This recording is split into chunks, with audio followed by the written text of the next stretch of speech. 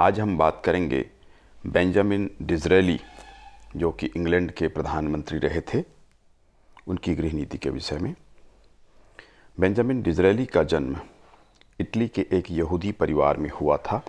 इनके पिता आइजक डिज़रेली एक लेखक के रूप में अपनी आजीविका प्राप्त करते थे।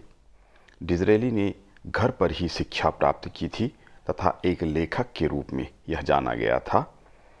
उसने वकालत की शिक्षा भी प्राप्त की थी, किंतु उसकी रुचि साहित्य में अधिक थी तथा उसने कई उपन्यास लिखे जो समय समय पर प्रकाशित होते रहे थे। बेंजामिन डिज़रेली प्रथम बार 1868 में अल्पकाल हेतु प्रधानमंत्री बना था।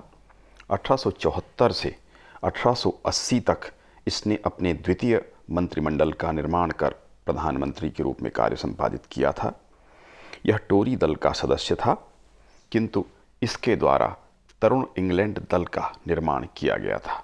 लॉर्ड डर्बी के प्रथम, द्वितीय और तृतीय तीनों मंत्रिमंडलों में इसने कोषाध्यक्ष के रूप में कार्य संपादित किया था। इसके प्रयास से ही 1867 का सुधार अधिनियम पारित हुआ था। इसने 1876 में अर्ल ऑफ बीकंसफील्ड की उपाधि इसे प्रदान की गई थी। इसे नव टोरीवाद का प्रणेता भी स्वीकार किया जाता है। नव टोरीवाद के अंतर्गत डिज़रेली ने जो कार्यक्रम रखा था वह संविधान, साम्राज्य एवं सामाजिक सुधार का था। रानी विक्टोरिया ने इसकी मृत्यु पर ग्रेनविल से कहा था, वह उसके सबसे दयालु, सच्चे एवं सर्वोत्तम मित्रों एवं सबसे बुद्धिमान परामर्शदाताओं में से एक था। इतिहासकार मोवट ने लिखा है, अद्वितीय राजनीतिज्ञों कैनिंग, वेलिंगटन, पील, पामर्स्टन, डिज़रेली और ग्लैडस्टोन की शताब्दी में डिज़रेली अद्वितीय था। किसी से कभी भी अंग्रेजी जनता की भावना को इतना प्रभावित नहीं किया है। वह बहुत सरलता से लोगों की भावना को प्रेरित और उनके उत्साह को उत्तेजित कर सकता था। ये क्षमता उसके अंदर थी, ये मोवेट ने लिखा। हाउस ऑफ कॉमन्स सभा में जब उसने पहली बार भाषण दिया था तो अत्यंत असफल हुआ। सदस्यों की हास परिहास और अट्टहास के मध्य उसने बोलना बंद करना पड़ा। उसके पूर्व डिज़रेली ने कहा था, अब तो मैं बैठने जा रहा हूँ, पर एक समय ऐसा आएगा जब आप लोगों को मेरा भाषण सुनना ही पड़ेगा। अपने कथन को उसने अपने जीवन से सत्य सिद्ध किया था। वह अपनी विदेश नीति के कारण ज़्यादा प्रख्यात था, किंतु उसकी गृह नीति भी महत्वपूर्ण थी। उसने अनेक सुधार संपादित किए थे। आइए अब देख लेते हैं डिज़रेली की गृह नीति। 1874 में अनुदार दल की सरकार बनने पर डिज़रेली ने इसका पथ प्रदर्शन किया। इसने टोरी प्रजातंत्र की नीति का अनुसरण किया। इसके मुख्य उद्देश्य थे धार्मिक एवं राजनैतिक सुधार करना। इस हेतु उसने अनेक अधिनियम पारित करवाए।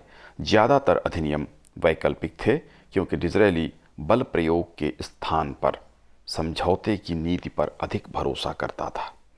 साउथगेट ने इस विषय में लिखा है, वैकल्पिक अधिनियम सुधारों को आगे बढ़ाने में अति लाभप्रद सिद्ध हुए। वैकल्पिक अधिनियम वह होता था जिसको क्रियान्वित करना या न करना स्थानीय समिति की इच्छा पर निर्भर करता है। आपको स्पष्ट हो गया होगा, वैकल्पिक व्यवस्था जो होती है आपको विकल्प प्रदान करती है। जब भी आपको कोई विकल्प दिया जाता है कि आप अमुक कानून को मानें या अमुक कार्य करें अथवा ये करें अथवा ये करें, आपकी इच्छा पर निर्भर है। ये वैकल्पिक व्यवस्था थी। इसके काल में दो प्रकार के अधिनियम मुख्यतः पारित किए गए। इसमें प्रथम था धार्मिक कानून। डिज़रेली के काल में जो धार्मिक कानून पारित हुए उनके दो उद्देश्य थे। पहला था स्कॉटलैंड के चर्च में सुधार करना और दूसरा था पादरियों को अनुशासित करना। डिज़रेली ने इन दोनों उद्देश्यों को लेकर अधिनियम में व्यवस्था करने का प्रयास किया था। पहला स्कॉटिश चर्च संरक्षण अधिनियम उसने पारित करवाया। स्कॉटलैंड के चर्च के पादरियों की नियुक्ति जनता द्वारा निर्वाचित व्यक्तियों के द्वारा की जाती थी। इससे वहाँ के पादरियों में असंतोष था। इसको दूर करने के लिए संरक्षण अधिनियम पारित किया गया। इसके अनुसार चर्च की विभिन्न संस्थाएं जो थीं, उन संस्थाओं के माध्यम से अब नियुक्ति की जाएगी, क्योंकि वो धार्मिक संस्थाएं थीं और धार्मिक व्यक्ति या पद की नियुक्ति उन्हीं के द्वारा की जानी चाहिए। ऐसा यह न्यायोचित मानता था और न्यायोचित था भी। जो धर्म से संबंधित नहीं थे, आम जनता के लोग थे, वो धर्म के अधिकारियों की नियुक्ति करते थे। इसे उचित नहीं माना गया और वस्तुतः उचित नहीं था। दूसरा था सार्वजनिक उपासना व्यवस्था अधिनियम। इंग्लैंड के चर्च के पादरी धार्मिक आडंबर करने लगे थे। इनमें समानता नहीं थी, अलग अलग ढंग से पूजा की पद्धति थी, अलग अलग ढंग से गिरजाघरों में, चर्चों में धार्मिक कर्मकांड किए जा रहे थे। 1874 में एक अधिनियम इसके द्वारा पारित कराया गया। इस अधिनियम के अनुसार सब गिरजाघरों में समान पूजा पद्धति स्थापित की गई और पादरियों के द्वारा व्यर्थ आडंबर के ऊपर निषेध किया गया। ऐसा न करने पर सामान्य न्यायालयों में उनके खिलाफ मुकदमे चलाए जा सकते थे। 1874 में पब्लिक वर्शिपिंग रेगुलेशन एक्ट इस संबंध में पारित किया गया था। तीसरा, सहायता प्राप्त विद्यालय आयोग। लॉर्ड सेंडन के कानून द्वारा 1869 के स्कूल एक्ट, एंडोब्ड स्कूल एक्ट, सहायता प्राप्त विद्यालय से संबंधित जिनको सहायता मिलती थी में परिवर्तन किया गया। सहायता प्राप्त विद्यालय आयोग को समाप्त कर उसका कार्य दान संबंधी आयोग, जिसको कि चैरिटी कमीशन कहा जाता है, को सौंप दिया गया। उसके द्वारा यह प्रस्ताव भी किया गया कि सभी स्कूलों पर चर्च ऑफ इंग्लैंड को फिर से अधिकार दे दिया जाए। पहले चर्च ऑफ इंग्लैंड को या चर्च को अधिकार था शिक्षालयों पर नियंत्रण का, फिर से अधिकार दिया जाए, जिसका निर्माण चर्च में सुधार करने के लिए किया गया था। लॉर्ड सैंडन ने इससे संबंधित विधेयक को प्रस्तुत किया। उसका बहुत विरोध हुआ, अतः उसमें केवल प्रस्तावित दान संबंधी आयोग के ही सुझाव को स्वीकार किया गया। बाकी पूर्ण अधिकार चर्च को शिक्षा संबंधी नहीं दिया गया या उसको स्वीकृत नहीं किया गया। सामाजिक कानून। डिज़रायली के नवीन टोरी रिवाज के कार्यक्रम के अंतर्गत सामाजिक सुधार प्रमुख था। इन सुधारों में उसने श्रमिकों की स्थिति पर ध्यान केंद्रित किया। 1874 में चुनाव के समय उसने वचन दिया था कि वह उनकी दशा में सुधार करेगा। प्रधानमंत्री बनने पर उसने यह कार्य किया। इसके अंतर्गत जो उसने एक्ट पारित करवाए वो इस प्रकार थे। पहला था कर्ज अदाई कोष की स्थापना। इस काल में कोषाध्यक्ष नॉर्थकोट के द्वारा राष्ट्रीय कर्ज भुगतान हेतु, राष्ट्रीय जो ऋण था, सरकार पर जो कर्ज था, उसके बारे में 1874 में नए कर्ज अदाई कोष की स्थापना की गई। पहले भी ये कोष हुआ करते थे, पूर्व की वीडियोज़ में भी हम इस पर चर्चा कर चुके हैं। इस समय सरकार पर 71 करोड़ 40 लाख पाउंड का ऋण था, बड़ा ऋण था। नॉर्थकोट ने कोष से प्रतिवर्ष 22 लाख पाउंड कर्ज चुकाने का निर्णय लिया। उसके लिए इसने व्यवस्था की। दूसरा था अनुज्ञापन अधिनियम। इस अधिनियम के दो उद्देश्य थे। न्यायाधीशों को स्वेच्छा से निर्णय देने से प्रतिबंधित करना, अपनी मनमर्जी से वो निर्णय दिया करते थे, उसको रोकना था, तथा मदिरालयों पर नियंत्रण स्थापित करना था। गांव में स्थित जो मदिरालय थे, शराब खाने थे, वो रात में 10 बजे तक, और नगरों के जो शराब खाने या मदिरालय थे उनको रात्रि में 11 बजे बंद कर देने के आदेश या उसके लिए नियम बनाया गया। इसमें न्यायाधीश मनमानी किया करते थे, उनको नियंत्रित किया गया। तीसरा था संपत्ति विक्रय एवं पट्टा अधिनियम। इस अधिनियम के द्वारा संपत्ति विक्रय एवं पट्टा संबंधी कार्य हेतु नियम बनाए गए। बिक्री व पट्टे की सरकार द्वारा रजिस्ट्री करवाने का नियम बना, पर क्योंकि इन सब कार्यों को करना या न करना संपत्ति के स्वामी या मालिकों के ऊपर छोड़ दिया गया, इसलिए यह एक्ट बहुत प्रभावी तो नहीं हुआ, किंतु फिर भी एक विकल्प, एक कानून जनता के सामने उपस्थित हुआ। कृषि संबंधी अधिनियम। इस अधिनियम के द्वारा किसानों को अपनी भूमि में सुधार करने के लिए धन व्यय करने का अधिकार दिया गया। पहले उन्हें अपनी भूमि छोड़ने के समय इस पर किए गए व्यय के धन की वापसी नहीं होती थी। अब उनका यह अधिकार सुरक्षित कर दिया गया कि यदि जमींदार उनसे अपनी जमींदार काम करने को किसानों को ज़मीन देता था, तो उस पर अगर किसानों ने कोई काम किया है, व्यय किया है, तो वह व्यय जमींदार जब ज़मीन वापस लेगा तो किसानों को उसको वापस करना पड़ेगा। यानी कृषकों को जमींदार पैसा देगा, उसकी धनराशि देगा जो उन्होंने उस ज़मीन के सुधार के लिए कार्य किए थे। तो ये आवश्यक कर दिया गया।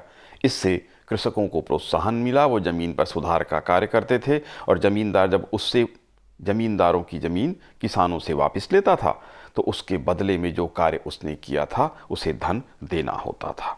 तो किसानों की सुविधाओं के लिए था, बहुत अच्छा ध्यान दिया गया, अच्छा कार्य किया गया। मित्र समिति अधिनियम 1875 में यह अधिनियम पारित हुआ। इंग्लैंड में ऐसी अनेक समितियां थीं जिनका कार्य सामाजिक सेवा करना था। उनमें ऐसी समितियों की संख्या बहुत थी जिनका प्रबंध ठीक नहीं चल रहा था और जिनका उद्देश्य लोगों से धोखाधड़ी करना था, धोखे से धन प्राप्त करना था। 1875 में इस अधिनियम के अनुसार इन समितियों से अपनी रजिस्ट्री कराने, जनता से मिलने वाले चंदे के आय व्यय का लेखा जोखा रखने और ऑडिटरों के द्वारा आय व्यय की जांच कराने के लिए नियम बनाए गए। वैकल्पिक होने के कारण भी यह अधिनियम अधिक प्रभावी नहीं हुआ, किंतु नियमों की शुरुआत अवश्य हुई। सार्वजनिक स्वास्थ्य अधिनियम। स्वास्थ्य की ओर भी ध्यान दिया गया।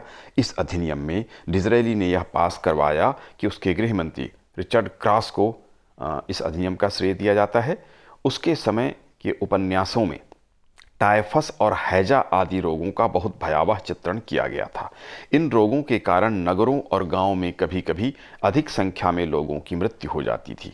1875 के स्वास्थ्य अधिनियम के द्वारा इन रोगों को रोकने का प्रयास किया गया। यह अधिनियम बना दिया गया कि सभी स्तरों पर सफाई रखी जाए, लोगों को पीने हेतु स्वच्छ पेयजल प्राप्त हो सके। इसके लिए जिले में स्वास्थ्य अधिकारियों की भी नियुक्ति करने का प्रावधान किया गया।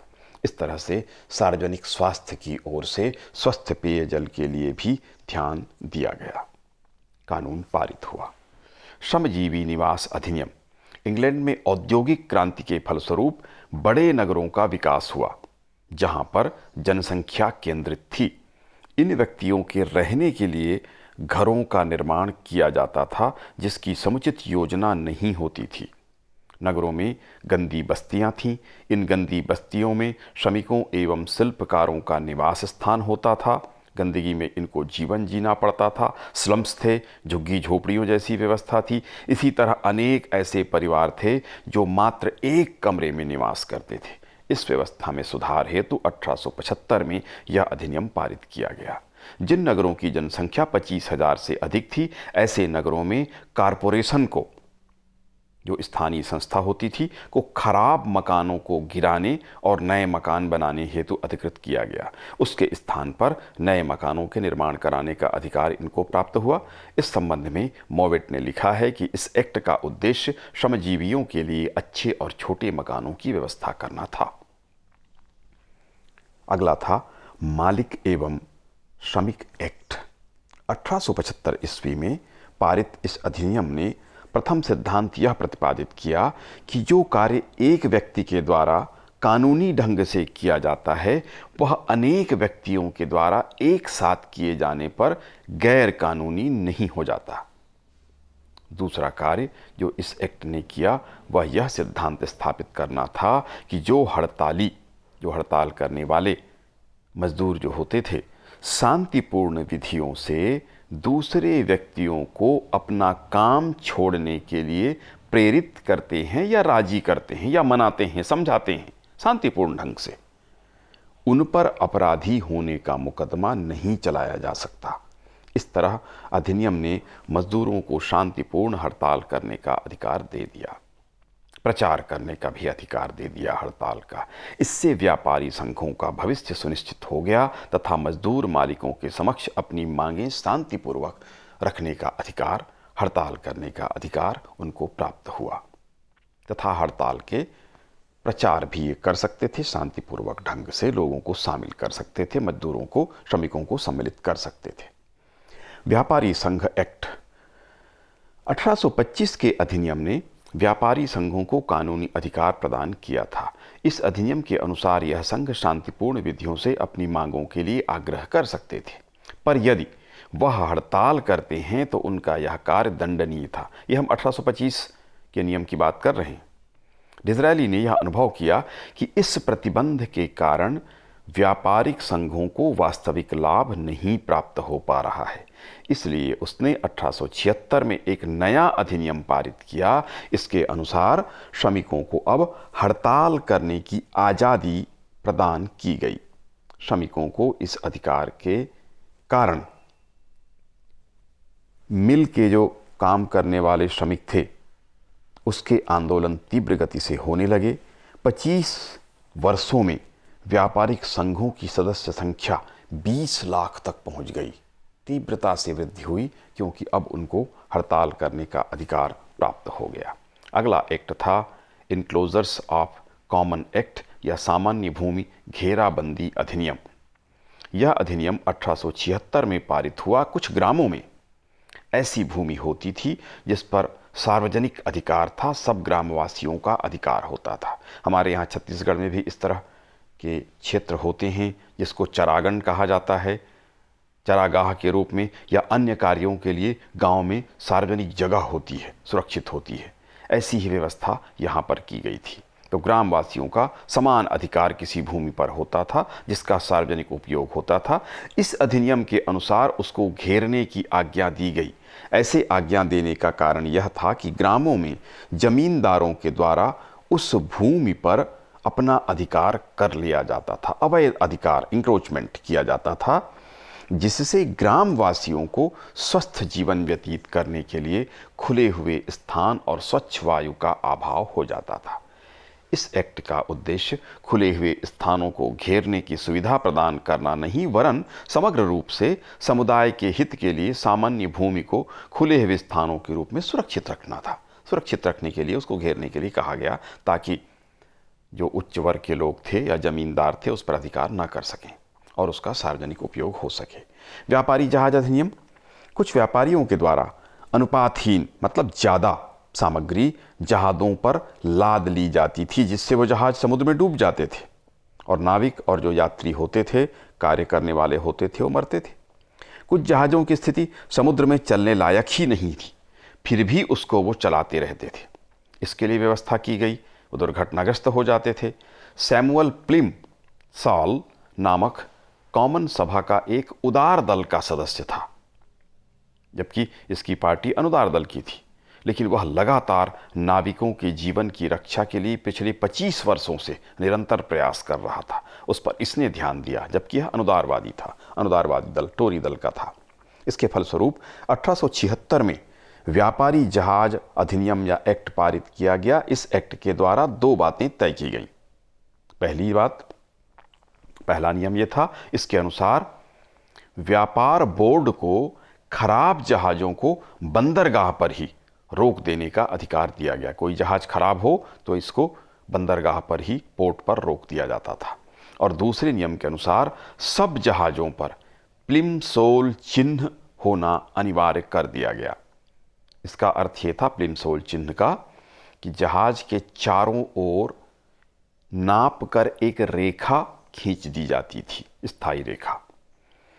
इस रेखा तक जल के समुद्र में जब उतरता था तो वहाँ तक जल ने टच किया, सामान लाद रहे हैं, और जल वहाँ तक अगर टच कर जाए तो उसके बाद उसमें माल नहीं लादा जा सकता था। इसका मतलब ये था कि ज़्यादा सामान नहीं लादा जा सकता था। इससे नागरिकों और विशेषकर जो नाविक सदस्य होते थे, कार्य करने वाले थे, उनके जीवन की सुरक्षा हुई। अगला था पशु छूत रोग अधिनियम। 1878 ईस्वी में पारित इस अधिनियम में यह व्यवस्था की गई कि यदि इंग्लैंड में किसी ऐसे देश के पशु आएं जहां उनमें छूत का कोई रोग फैला हो तो उन्हें देश के भीतर जीवित रूप में प्रवेश न दिया जाए। जैसे ही वो समुद्र तट पर उतारे जाएं जहाज़ों से, उनको काट दिया जाए या मार दिया जाए, जिंदा वो नहीं आएंगे। मांस के रूप में वो आ सकता था, उपचारित करके उनको लाया जाता था। तो इस एक्ट का यह परिणाम हुआ कि इंग्लैंड के पशु अन्य देशों के पशुओं से छूत रोग से जो ग्रसित हो जाते थे वो बच गए। अब इससे आप अनुमान लगा सकते हैं कि किस तरह से ध्यान दिया गया कि पशुओं की सुरक्षा, उनके निरोगी होने पर भी इसने ध्यान दिया था। उससे उसकी बारीकी का पता चलता है। फैक्ट्री एक्ट अथवा कानून, कारखाना कानून या अधिनियम 1878 ईस्वी में यह अधिनियम पारित हुआ। इस एक्ट ने उन सभी नियमों का एक स्थान पर संग्रह कर दिया जो समय समय पर अधिनियमों के माध्यम से पारित किए गए थे। एकत्रीकरण किया गया कानूनों का एक साथ, ताकि एक साथ ध्यान उसका रह सके। इसके अलावा इस अधिनियम ने 16 अधिनियमों को समाप्त किया जो व्यर्थ के हो गए थे। इस अधिनियम की कुछ विशेषताएं थीं। पहला, फैक्ट्रियों और कारखानों के इंस्पेक्टरों को केंद्रीय सरकार के अधीन किया गया ताकि भ्रष्टाचार रोका जा सके और नियंत्रण हो सके। 10 वर्ष से कम आयु वाले बच्चों को फैक्ट्री में कार्य करना प्रतिबंधित किया गया। 10 वर्ष से अधिक आयु के बच्चों से पुरुषों की तुलना में, वयस्क पुरुषों की तुलना में आधा कार्य कराया जाना चाहिए, यह तय किया गया। और तीसरे, स्त्रियों के लिए सूती कपड़ों की फैक्ट्रियों में प्रति सप्ताह 56 घंटे ही कार्य लिए जा सकेंगे और अन्य फैक्ट्रियों में सूती कपड़ों को छोड़कर 60 घंटे तक अधिकतम प्रति सप्ताह कार्य कराया जा सकेगा, उससे ज़्यादा नहीं। किसी भी स्त्री से 4.5 घंटे से लेकर 5 घंटे तक ही लगातार कार्य करवाया जा सकता था, उससे ज़्यादा कंटिन्यूअस, निरंतर 4.5 से 5 घंटे से अधिक काम नहीं कराया जा सकता था। ये कानून इन्होंने लिया था फ्रांस से। फ्रांस में कानून था, उस कानून का अनुसरण भी इसके द्वारा कराया गया। 14वां अधिनियम था विश्वविद्यालय अधिनियम। इसके अंतर्गत ऑक्सफोर्ड और कैम्ब्रिज विश्वविद्यालयों की जांच के लिए 2 आयोग नियुक्त किए गए।